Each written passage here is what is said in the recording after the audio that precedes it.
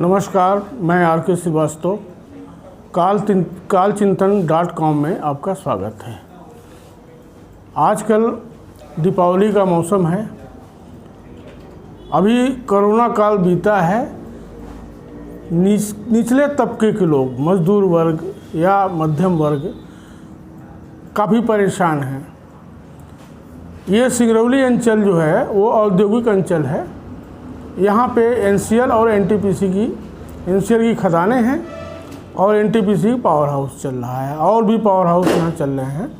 लेकिन बड़े स्तर पर, बृहद स्तर पर ये NCL और NTPC के यहाँ कामगार हैं।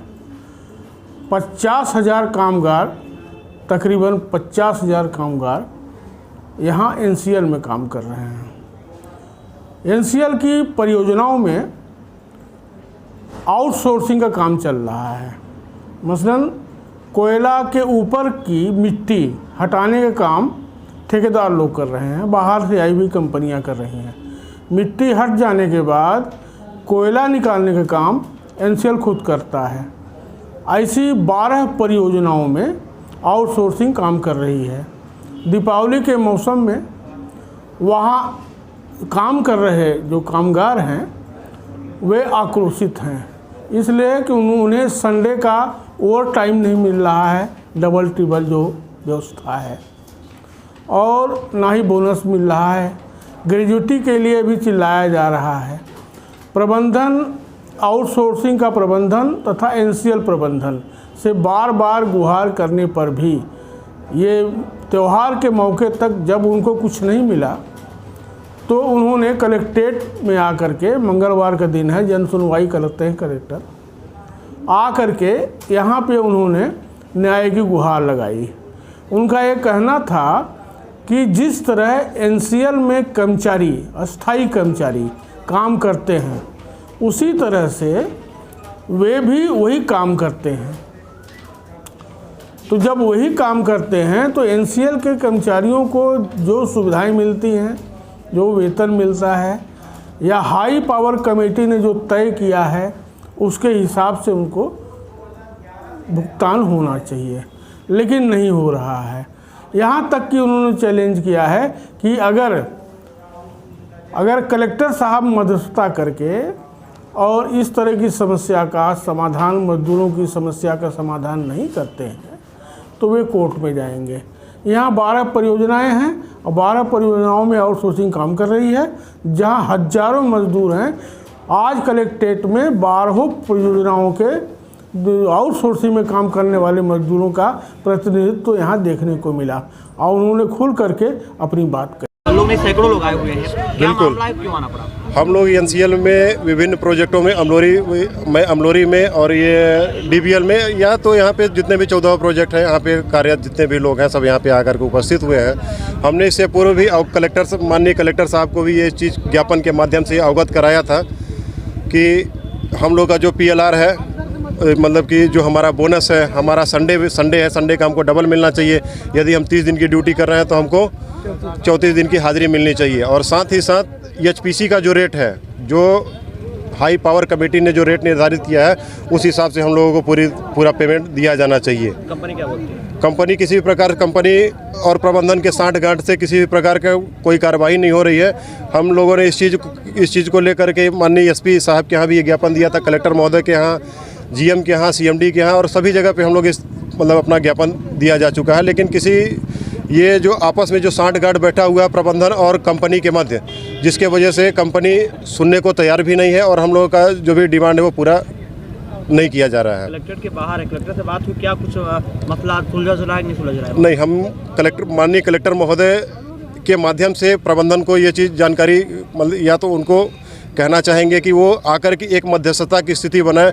यदि वो 72,500 के अधिकारी हैं तो हम कम से कम 7200 के तो अधिकारी हैं, और साथ ही साथ हम लोग का जो HPC रेट है वो दिया जाए, और जो हम लोग का जो संडे का डिमांड है, जो जैसे NCL वालों को दिया जाता है उसी प्रकार से हम लोगों को भी दिया जाए, क्योंकि हम भी वही काम करते हैं जो वो काम करते हैं। और सभी वही कंपनियों में सभी वो भी कंपनी 12 के 12 प्रोजेक्ट में स्थिति बनी हुई है।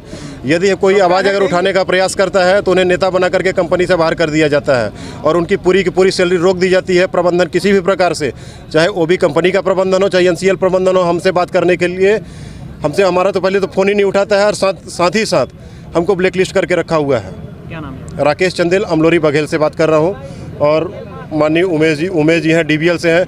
यहाँ तक कि जब हम लोग अपनी बातों को रखने के लिए कल हम लोग धरने पे गए थे तो वहाँ से हम लोगों को भगा दिया गया। रात के 8 बजे 10 किलोमीटर हम लोग पैदल चल करके, कंपनी एक व्हीकल तक देने के लिए तैयार नहीं थी और पैदल आकर हम लोग वहाँ से वापस पैदल आए हैं और जिसके वजह से हम लोग काफ़ी परेशान हैं, दुखी हैं, पीड़ित भी हैं।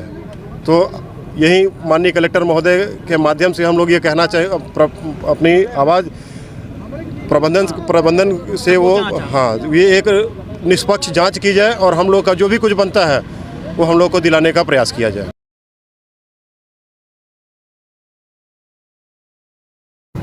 उमेश कुमार केवट नाम है मेरा। कलेक्टर के बाहर आप लोग हैं, कौन सी कंपनी का मामला और क्यों आना पड़ा आप लोगों को? हम लोग DBL जयंत से हैं। सैकड़ों इधर मजदूर आए हुए हैं हमारे साथ और हम लोग आए हैं। हमारी बहुत सारी समस्याएं हैं, जैसे हमारे मित्र ने बताया, और मैं हट के बताना चाहूँगा आपको कि हम लोग का काम ख़त्म हो चुका है, लगभग लास्ट चल रहा है और दूसरी कंपनी वहाँ पे आकर के काम भी कर रही है हमारे ही प्रोजेक्ट में, और हमको भर्ती ना करके कई जगह से बाहर से आदमियों को ला करके बुलाया है और वो 1-1 लाख रुपया पैसा लेकर के उनको भर्ती कराया जा रहा है।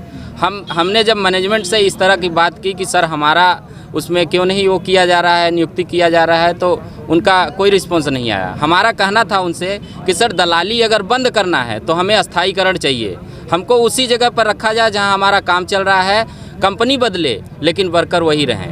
इस अगर ऐसा करते हैं माननीय कलेक्टर महोदय, जो कि उनका आदेश भी है, तो ये दलाली बंद हो जाएगी, किसी तरह के नेता लोग इन्वॉल्व नहीं हो पाएंगे, ना ही किसी मजदूर को 1 लाख रुपए देने की जरूरत पड़ेगी। मतलब एक कंपनी में पैसे लेकर भर्ती कराई सही है? जी बिल्कुल, एकदम 100% सही है और सब लोग जितने मजबूर हैं आदमी देने के लिए, क्योंकि नौकरी मिलती नहीं है। एक प्रोजेक्ट से निकाल दिया जाता है, अब वो जाए तो जाए कहाँ। चलिए एक बात मैं पूछ लेता हूँ थोड़ा सा, क्या आप भी पैसे देकर नौकरी पाए हैं क्या? जी बिल्कुल, अब हमारे जैसे हम लोग तो बहुत दिन से कर रहे हैं। बात तो क्लियर कर दी कि आप क्या पैसे देकर नौकरी प्राप्त किए, क्लियर हो जाएगा ना इसमें भी?